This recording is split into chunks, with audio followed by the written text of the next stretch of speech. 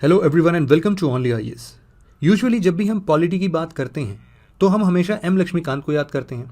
M Laxmikant में कुछ एक चीज़ें मिसिंग हैं, जैसे कि जो भी अभी करंट अफेयर्स में इश्यूज चल रहे हैं उनसे रिलेटेड कुछ मुद्दे वहाँ पर कम डिस्कस किए हुए हैं, या फिर कोई भी आप बुक पढ़ते हो वहाँ पर आपको ये कम मिलेगा। तो इस पूरे सीरीज़ में हम लोग इंडियन पॉलिटी के कुछ इंपॉर्टेंट मेजर इश्यूज़ पर डिस्कशन करेंगे।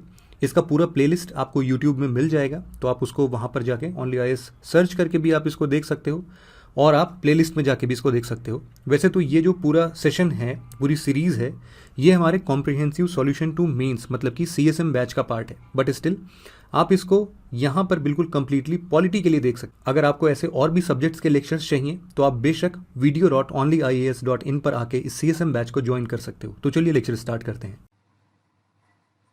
Guys, welcome to Only IAS, and today our point of discussion would be electronically transmitted postal ballot system, जिसे शॉर्ट में पोस्टल बैलेट सिस्टम भी कहा जाता है। तो अब इस इश्यू को पढ़ने का रीजन क्या है? देखिए, रीजन है लोकसभा इलेक्शंस। लोकसभा इलेक्शन के दौरान जितने भी लोग ई पोस्टल बैलेट सिस्टम के लिए एलिजिबल थे, उनमें से लगभग 60% लोगों ने इस सिस्टम का यूज किया। उसके बाद जब दिल्ली इलेक्शन कंडक्ट हुए तो वहां पर भी इलेक्शन कमीशन ने सीनियर सिटीजन्स के लिए और जो हमारे डिफरेंटली एबल्ड पीपल हैं उनके लिए इस सिस्टम को एलिजिबल करवाया, और उससे इलेक्शन कमीशन को काफी ज्यादा अप्रेजल मिली। इसके बाद अभी जब कोरोना हुआ था, कोरोना के दौरान आप सभी जानते हैं बिहार इलेक्शन कंडक्ट हुए थे, तो बिहार में भी सीनियर सिटीजन्स और इवन डिफरेंटली एबल्ड पीपल को ये सिस्टम यूज करने की आजादी दी गई थी, जिससे कि आप कह सकते हैं सुप्रीम कोर्ट की काफी तारीफ हुई थी। अब इस वजह से ये टॉपिक हमारे लिए काफी इंपॉर्टेंट हो जाता है। ठीक है, तो चलिए चालू करते हैं इस टॉपिक को समझने की। इससे पहले कि मैं आपको ये टॉपिक समझाऊं, मैं आपको सर्विस वोटर के बारे में कुछ बताना चाहूंगा कि सर्विस वोटर कौन होते हैं। देखिए, सर्विस वोटर को आप 4 कैटेगरीज में डिवाइड कर सकते हैं, जिसमें सबसे पहले आती है central armed police forces. Example के तौर पे आप सभी जानते होंगे बीएसएफ हो गई, सीएपीएफ हो गई, सीएपीएफ के बाद हमारी एसएसबी हो गई। ऐसी बहुत अप्रोक्सीमेटली टोटल 7 फोर्सेस हैं, इसमें आईटीबीपी भी आती है। इन 7 फोर्सेस को सेंट्रल आर्म्ड पुलिस फोर्सेस कहा जाता है, और ये आर्मी से बिल्कुल अलग होती है। तो पहली कैटेगरी कौन सी आ गई सर्विस वोटर में? Central armed police forces. उसके बाद जो स्टेट की पुलिस फोर्स होती है वो भी आ जाती है। देखिए, कई बार क्या होता है, स्टेट की जो पुलिस फोर्स होती है जरूरी नहीं है सिर्फ अपने स्टेट में सर्व करे। कई बार सिचुएशन ऐसी बन जाती है कि जो साइड वाले स्टेट की पुलिस फोर्स है वो उस स्टेट में काम आ सकती है। एग्जाम्पल के तौर पर आपने देखा होगा किसान मूवमेंट के दौरान कि यूपी की पुलिस दिल्ली में आई थी उस मूवमेंट को कब करने के लिए। तो दूसरे नंबर में कौन आ गए सर्विस वोटर में? स्टेट की आर्म्ड फोर्सेस और स्पेसिफिकली पुलिस फोर्सेस। इसके बाद तीसरे नंबर पे आर्मी को तो हम छोड़ ही नहीं सकते, तो तीसरे नंबर में आ जाएगी हमारी आर्मी, जिसमें नेवी होगी और हमारी जो थल सेना होती है, जल सेना होती है, वो तीनों की तीनों सेना आ जाएंगी। उसके बाद अंत में आ जाएंगे सेंट्रल गवर्नमेंट के एम्प्लॉइज। एग्जाम्पल के तौर पे मान लीजिए आप आईएएस बन जाते हैं, आप बिलोंग करते हैं मध्य प्रदेश को, लेकिन आपको पोस्टिंग मिली कहां पर? उत्तर प्रदेश में। तो अब आप अपने नेटिव टाउन से दूर हैं, तो इस कैटेगरी के लोग भी सर्विस वोटर में आते हैं। तो आप ऐसा कह सकते हैं वो सारे लोग जो कि अपनी कॉन्स्टिट्यूएंसी से या फिर वहां से दूर रहते हैं जहां पर उन्हें वोटिंग करना है। ठीक है, इसमें आप इवन स्टेट एम्प्लॉयज को भी रख सकते हैं। एग्जाम्पल के तौर पे जैसे मैंने आपको लास्ट एग्जाम्पल में बताया कि जो हमारा एमपी वाला आईएएस था वो यूपी में था, उसी प्रकार से ऐसा हो सकता है कि मान लीजिए कोई गोरखपुर में रहता हो, ठीक है, ये स्टेट ऑफिशियल है, लेकिन उसकी जो इलेक्शन ड्यूटी लगी है वो बनारस में लगी हो, और मान लीजिए आज उसके यहाँ भी इलेक्शन है, तो अब वो कैसे अपना वोट कास्ट करेगा? तो बनारस में उसके लिए पोस्टल बैलेट सिस्टम ऑर्गेनाइज किया जाएगा। ठीक है, तो आई थिंक आपको पूरा क्लियर हो गया है। बस मैंने यहाँ पर 4 अलग अलग कैटेगरी करके बता दी, लेकिन इन शॉर्ट आप कह सकते हैं वो सारे लोग जो कि अपने कॉन्स्टिट्यूएंसी या वोटिंग प्लेस से दूर रहते हैं, उन सभी के लिए पोस्टल बैलेट सिस्टम ऑर्गेनाइज किया जाता है। अदरवाइज आप सोचिए वो लोग वोट कैसे डाल पाएंगे? ठीक है, और वोट डालना तो उनका अधिकार है, तो उस चीज के लिए पोस्टल बैलेट सिस्टम को इंट्रोड्यूस किया गया है। So I think now it is clear. Service voter समझ में आया? एक बार क्विक रिवीजन दे देता हूं। सबसे पहले आते हैं सेंट्रल आर्म्ड पुलिस फोर्सेस के बंदे, उसके बाद आते हैं स्टेट पुलिस फोर्सेस के बंदे, तीसरे में आते हैं आर्मी के बंदे, और चौथे में आते हैं ऐसे सेंट्रल गवर्नमेंट एम्प्लॉइज जो कि अपने नेटिव टाउन में पोस्टेड नहीं है, कहीं और पोस्टेड है। तो आई थिंक आपको सर्विस वोटर अच्छे से क्लियर हो गया है। अब आइए ये समझते हैं कि इंडिया में कौन कौन वोट दे सकता है। देखिए, इंडिया में 3 प्रकार के लोग वोट दे सकते हैं।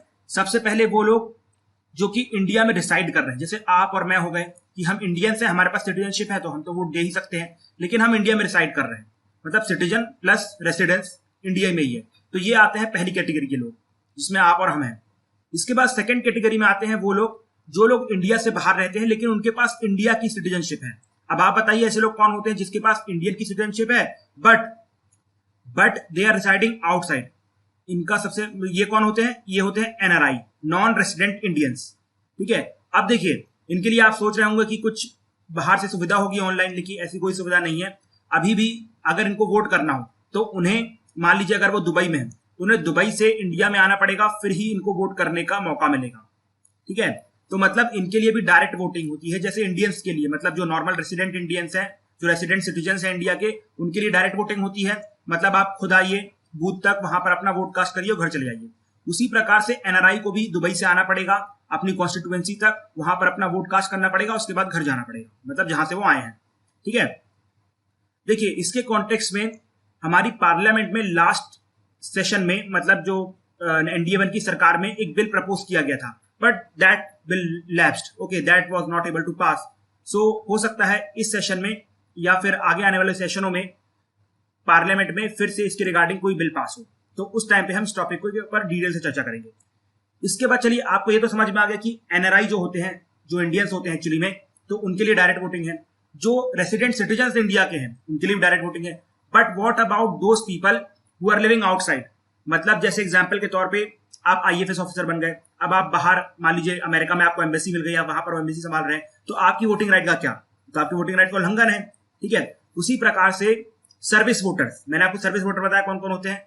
सबसे पहले सर्विस वोटर में कौन आते हैं?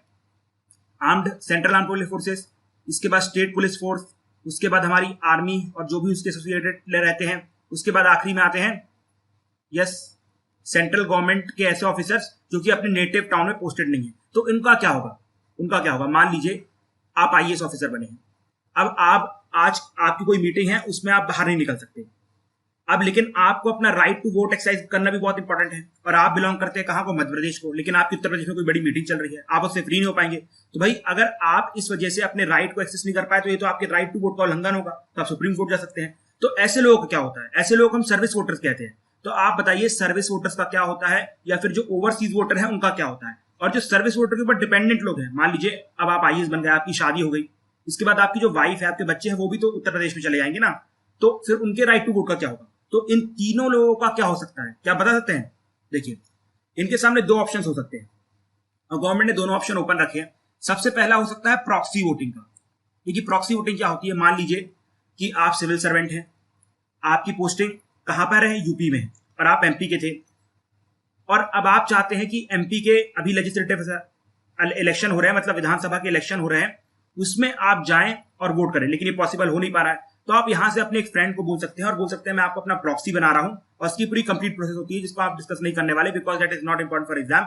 तो आप किसी को भी, मान लीजिए आपने अपने दोस्त राजू को क्या कर दिया? प्रॉक्सी वोटर बना दिया। अब वो आपके बिहाफ में जाकर वहां पर वोट कास्ट करके आ जाएगा। ठीक है, और ऐसे वोटर्स को हम कहते हैं क्लासिफाइड सर्विस वोटर। लेकिन इसमें बहुत सारी डिस्क्रिपेंसी से आप सब जानते हैं, बहुत ज्यादा सब्जेक्टिविटी है, हो सकता है वो वहां पर वो वोट कास्ट ना करे, इन सब की पूरी सुविधा रखी जाती है, बट फिर भी जहां पर ह्यूमन इन्वॉल्व है वहां पर ह्यूमन एरर होना 100% श्योर है। ठीक है, तो यहां पर इसके थोड़े बहुत क्रिटिसिज्म है। तो अब इसी से ऊपर आने के लिए हमारी इलेक्शन कमीशन ने एक नया सिस्टम निकाला जिसे आप कह सकते हैं इलेक्ट्रॉनिकली पोस्टल बैलेट सिस्टम। याद रखिए इसे शॉर्ट में पोस्टल बैलेट सिस्टम भी कहा जाता है।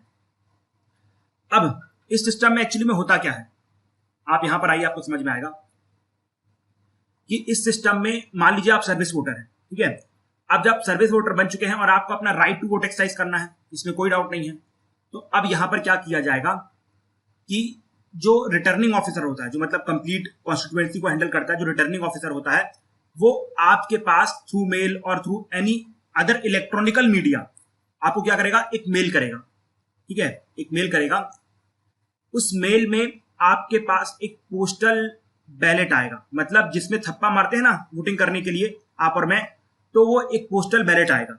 अब देखिए वो जो आपके पास लिंक आई है वो सिर्फ और सिर्फ एक ओटीपी से खुलेगी, जो स्पेसिफिकली आपके पास आई है। जैसे आपके पास जब आप पेमेंट करते हैं अपने कार्ड से तो आपके पास एक ओटीपी आती है, उसमें लिखा रहता है इसको शेयर ना करें, तो वैसे ही एक ओटीपी आई होगी आपके पास, और एक इलेक्ट्रॉनिकली मेल आया होगा किसके पास? सर्विस वोटर के पास। याद रखिए सर्विस वोटर के पास। सर्विस वोटर कौन होते हैं? 4 कैटेगरी वाले आपको बता दिया मैंने, एक armed police forces, central arm police forces, इस बार स्टेट आर्म पुलिस फोर्सेस, उसके बाद होते हैं ऐसे सेंट्रल एम्प्लॉइज जो कि कहीं और पोस्टेड हैं, और चौथे नंबर पे कौन आते हैं, हमारी मिलिट्री के लोग। ठीक है, तो इन चारों कैटेगरी के पास, मतलब इन टोटल इनको आप सर्विस वोटर कह सकते हैं, इनके पास क्या आएगा, इलेक्ट्रॉनिकली मेल आएगा, उसके साथ आएगी एक ओटीपी। अब जब आप उस ओटीपी को टाइप करेंगे उस मेल में, तो ऑटोमेटिकली आपके सामने एक पोस्टल बैलेट सर्विस खुल जाएगा। अब आपको उसमें टिक करके ऑनलाइन सेंड नहीं कर देना है। क्यों सेंड नहीं करना? बिकॉज अगर आप उसे ऑनलाइन सेंड करेंगे तो प्रॉब्लम क्या होगी, यहाँ पर प्रॉब्लम ये हो सकती है कि वो इसे हैक कर सकता है और अल्टीमेटली आपका वोट बदल सकता है। इसलिए यहाँ पर इलेक्शन कमीशन ने इसमें ऑनलाइन वोटिंग सबमिशन अलाउ नहीं किया है। उसकी जगह आपको इस पोस्टल बैलेट को क्या करना है, प्रिंट करना है। और याद है, प्रिंट करने के लिए भी आपको एक पिन लगेगा जो स्पेसिफिकली आपके पास आया होगा।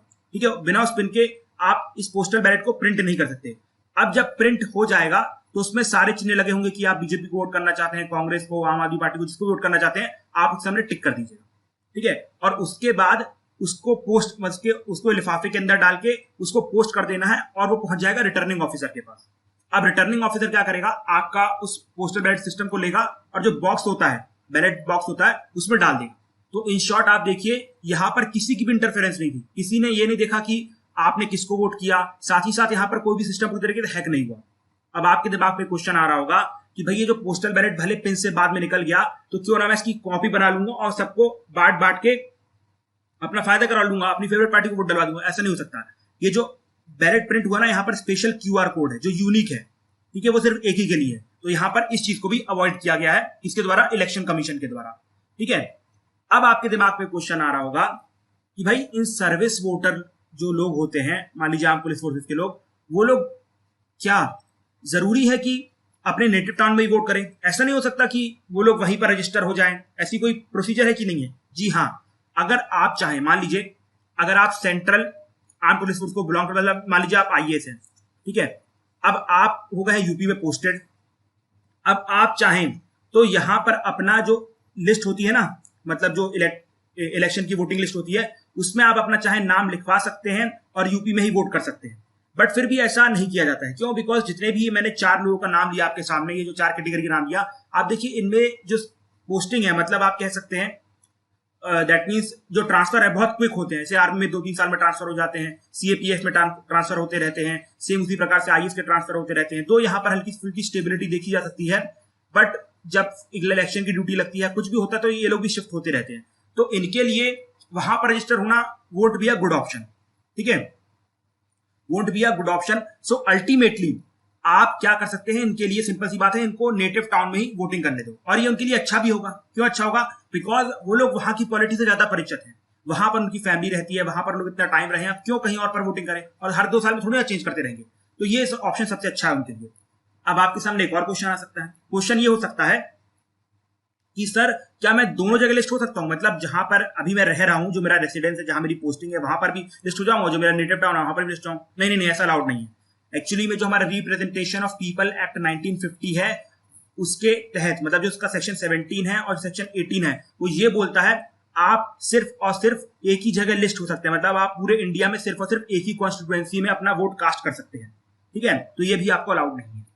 अब एक चीज जो आपको बतानी रह गई थी वो ये है कि मैंने यहां पर एक चीज बताई थी, ये आप देखेंगे कि जो सर्विस वोटर की वाइफ होती है उसको भी यहां पर पोस्टल बैलेट सिस्टम अलाउ होता है। अब आपके दिमाग में कोई रिवर्स क्वेश्चन आ रहा है कि अगर मान लीजिए यहां पर तो मेल लिखा है, मतलब अगर मेल की जो फीमेल है उसको पोस्टल बैलेट सिस्टम अलाउड है। अगर मान लीजिए जो फीमेल पोस्टल बैलेट सिस्टम है, मतलब फीमेल मान लीजिए आईएएस है, अब इसका मान लीजिए जो हस्बैंड है, क्या उसको सर्विस वोटिंग के जो राइट्स हैं, मतलब दूर से वोट करने का जो अधिकार है यहां पर दिया गया है, क्या वो अलाउ करेंगे? जी नहीं। इसलिए मैंने यहां पर स्पेशली ये बात बताई, ये एक्चुअली में जो लॉ है, ये जो प्रोविजन है, ये जेंडर न्यूट्रल नहीं है। ये सिर्फ और सिर्फ फीमेल के लिए एप्लीकेबल है। मान लीजिए आप आईएएस हैं, जो आपकी वाइफ है, जो यूपी में आपके साथ रह रही है, वो भी अपने नेटिव टाउन पे वोट कर सकती है, कोई डाउट नहीं उसमें। लेकिन मान लीजिए इसका उल्टा केस है, मान लीजिए आपकी वाइफ आईएएस है और आप उसके हस्बैंड है नॉर्मल पर्सन, तो आपको सेम प्रोविजन अलाउ नहीं होगी। ठीक है, तो ये थोड़ा सा पेट्रियार्कल लॉ, इसमें कोई डाउट नहीं है, तो इसमें कुछ अमेंडमेंट्स किए जा सकते हैं, वो बट बात की बात है। एक और चीज, पोस्टल बैलेट सिस्टम को 1 वे इलेक्ट्रॉनिक सिस्टम कहा जाता है। अब आपको जो मेरा हल 2 मिनट पहले का डिस्कशन था उसे देख के समझ में आ गया होगा। क्यों? बिकॉज आपने देखा कि वहां से सिर्फ और सिर्फ एक ही बार इलेक्ट्रॉनिकली आपको मेल ट्रांसफर किया गया, लेकिन जब आपने अपने वोट को कास्ट किया तो आपने थ्रू फिजिकल मीडियम से ट्रांसफर किया, ठीक है, आपने उसे थ्रू इलेक्ट्रॉनिकल मीडियम ट्रांसफर नहीं किया, इसलिए इसे वन वे इलेक्ट्रॉनिक सिस्टम भी कहा जाता है, इसको भी ध्यान रखिएगा, ठीक है। इसके बाद एक और क्वेश्चन जो प्रीलिम्स में पूछा जाता है, इस कंप्लीट सिस्टम को इलेक्शन कमीशन के साथ किसने बनाया है? तो इस कंप्लीट सिस्टम को इलेक्शन कमीशन के साथ centre for development of advance computing मतलब CDAC ने बनाया है, ठीक है। इसके बाद एक और जो प्रीलिम्स में क्वेश्चन पूछा जाता है वो ये हो सकता है कि भाई सबसे पहले से कहां यूज किया गया था या कहां पर इसका पायलट बेसिस चालू किया गया था, तो दैट वाज इन पुडुचेरी। आपको कॉन्स्टिट्यूएंसी याद रखने की जरूरत नहीं है, बस याद रखिएगा पुडुचेरी में से सबसे पहले यूज किया गया था। और उसके बाद काफी स्टेट में ट्रायल किया गया, for example Uttar Pradesh, Punjab, Uttarakhand, Goa, Manipur assembly election, इन सब जगह ट्रांसफर किया गया, मतलब ट्रायल किया गया। और लास्ट में एक चीज और जो इंपॉर्टेंट आ सकती है कि इसको लाया क्यों गया है, मैंने ऑलरेडी आपको रीजन बता दिया है कि ये क्या करता है, ह्यूमन एरर अवॉइड करता है, जो कि आपने देखा क्लासिफाइड वोटिंग सिस्टम में मिल रही थी हमें। इसके साथ ही साथ जो इतने रिसोर्सेज खर्च हो रहे थे, आप उसको भेज रहे थे, ऊपर से उसका भी टाइम वेस्ट हो रहा था और बहुत सारे ह्यूमन एरर के चांसेस थे, तो उन सब के ऊपर एक्चुअली में क्या है, ये पॉजिटिव सिस्टम है जो कि इन सब क्रिटिसिज्म को हैंडल करता है, ठीक है। अब इसका सिग्निफिकेंस क्या, मतलब क्या इसके एडवांटेजेस है? देखिए, इसका सबसे पहला एडवांटेज तो ये है कि आप अपना राइट टू वोट है वो प्रॉपरली मैनर में एक्सरसाइज करते हैं। मतलब भाई ये मेरी विश है कि मैं अपने नेटिव टाउन में ही वोट कास्ट करना चाहता हूं, बिकॉज मैं वहां की पॉलिटिक्स को अच्छे से समझ सकता हूं, ठीक है। तो ये मेरा पूरा पूरा राइट है कि मैं वहीं पर वोट ट्रांसफर करूं या कास्ट करूं। इसके बाद दूसरा ये है कि इससे हमें एक अच्छा डेटाबेस भी क्रिएट हो सकता है। जैसे एग्जाम्पल के तौर पे हमने देखा कि इस बार 60% लोगों ने इस सिस्टम के अंदर क्या किया, वोट कास्ट किया। तो आप कह सकते हैं सिस्टम बहुत अच्छा है। ये हमें कैसे पता चला? डेटा के थ्रू पता चला। तो अब हम इसके ऊपर और इंप्रूवमेंट करने की कोशिश करेंगे। तो इसका ये दूसरा एडवांटेज है। तीसरा एडवांटेज है कि it is fully secure. Fully secure मतलब यहां पर ओटीपी सिस्टम है, पिन सिस्टम है, तो ultimately this system is fully secure. तीसरी चीज आती है, ये बिल्कुल ही टाइम कंज्यूमिंग नहीं है। मतलब जैसे फॉर एग्जांपल लास्ट केस में आपको अपने प्रॉक्सी वोटर को अरेंज करना पड़ता है, उसको भेजना पड़ता है, उसका भी टाइम वेस्ट होता है, रिसोर्सेज वेस्ट होते हैं।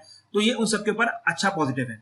और लास्ट में सबसे इंपॉर्टेंट चीज कि यहां पर कोई भी डुप्लीकेशन नहीं हो सकता है, because it is fully and 100% secure. और साथ ही साथ जो पोस्टल बैलेट सिस्टम रहता है उसमें एक यूनिक बार कोड रहता है जो सिर्फ और सिर्फ उसी बैलेट के ऊपर काम करेगा। अब एक और क्वेश्चन अगर आपके दिमाग में नहीं आया तो लेट मी रेज यू कि भाई जो हम यहाँ पर क्लासिफाइड वोटर भेज रहे थे, क्या वो जरूरी है वो आपके नेटिव टाउन का ही कोई फ्रेंड हो? जी नहीं, ऐसा बिल्कुल भी नहीं है।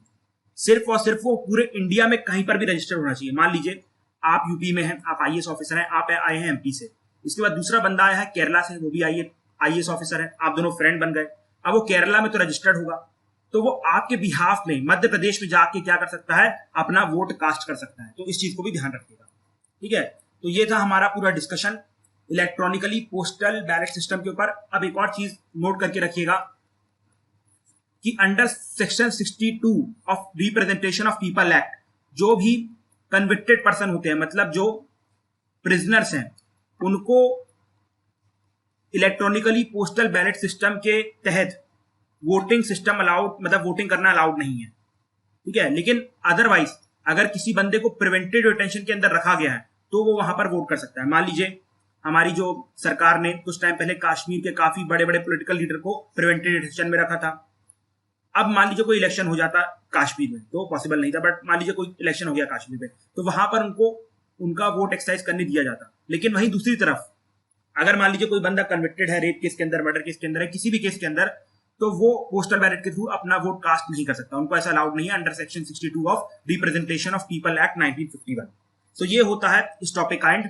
सो now before revising this topic I would like to tell you one thing कि this topic is not at all important for your mains examination, ठीक है। इसको आप बस एज अ केस स्टडी या फिर एज एन एग्जाम्पल यूज कर सकते हैं कि किस तरीके से यूपीएससी इलेक्शन कमीशन ने जो पूरी प्रोसेस है इलेक्शन की उसको एक्सेसिबल बनाया है पुअर लोगों के लिए, not poor, even senior citizen लोगों के लिए, डिफरेंटली एबल्ड पीपल के लिए, और जो हमारे सर्विस वोटर हैं उन सभी के लिए, और जो भी ह्यूमन एरर थी उसको काउंटर करने की कोशिश की, ठीक है। तो यहाँ से आप कोई भी मेंस में क्वेश्चन एक्सपेक्ट नहीं कर सकते हैं।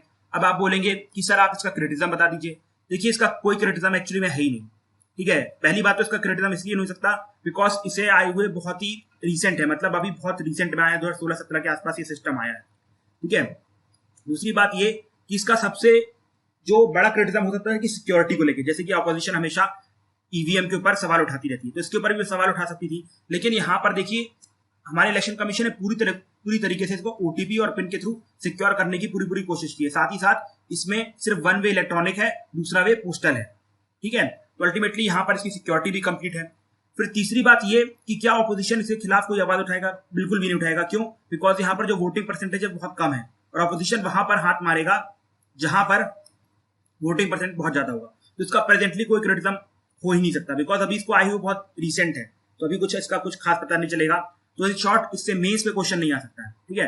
बट अगर आप कंप्लीट थीम को देखना चाहें तो थीम ये हो सकती है कि टेक्नोलॉजी किस तरीके से इलेक्शन को इंप्रूव कर रही है। जैसे एग्जांपल के तौर पर आप देख सकते हैं ट्रांसपेरेंसी इंप्रूव हो रही है, ट्रांसपेरेंसी के साथ ह्यूमन एफर्ट कम हो रहा है, इसके साथ ही साथ रिसोर्सेज बहुत सारे बच रहे हैं और लोगों को ईज ऑफ वोटिंग हो रही है। जैसे कुछ लोग वोटिंग में इसलिए नहीं आती बिकॉज लंबी लंबी लाइन लगती है, तो अब उसको घर से वोट कास्ट करने का मौका मिलेगा तो बंदा खुद से वोट कास्ट कर सकता है। तो इस बड़ी थीम के अंदर आप इस टॉपिक को देख सकते हैं, बट अदरवाइज यहां से क्वेश्चन एक्सपेक्टेड नहीं है।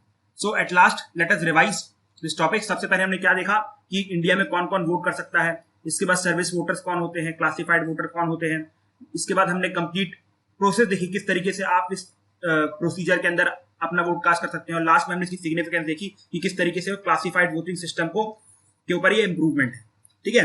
तो इसी के साथ आज का हमारा टॉपिक होता है खत्म। So thank you and have a nice day my dear friends and जय हिंद।